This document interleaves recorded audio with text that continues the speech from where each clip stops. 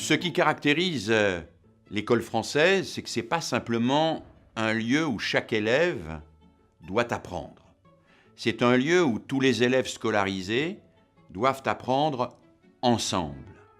Apprendre ensemble, ça commence donc très tôt, après la guerre de 14, par l'effort pour créer la même école où se côtoient les riches et les pauvres, où se côtoient les croyants et les non-croyants.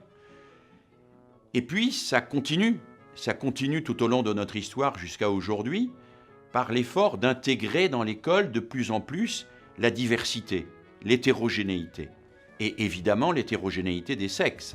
Apprendre ensemble, c'est apprendre avec d'autres, c'est-à-dire avec des gens qui ne me ressemblent pas forcément. Pour des garçons, ça va être capable d'apprendre avec des filles, de les respecter et de comprendre que ce n'est pas tout à fait la même chose, mais qu'on a les mêmes droits, qu'on soit un homme ou une femme, qu'on soit, quand on est élève, un garçon ou une fille. C'est un grand progrès, la mixité, parce que c'est un pas de plus vers le droit à l'éducation pour toutes et tous, et la même éducation. Apprendre ensemble, c'est aussi, bien sûr, apprendre à être un citoyen.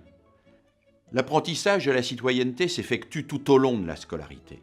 Ça commence à l'école maternelle en découvrant qu'il y a d'autres enfants qui ne sont pas comme moi. Ça se continue tout au long de l'école primaire et au-delà, tout au long de la scolarité obligatoire.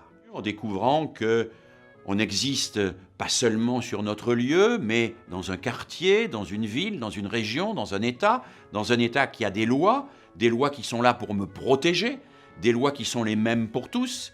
Ça se poursuit bien sûr par la découverte de la culture, c'est-à-dire de ces textes et de ces connaissances qui vont nourrir notre pensée.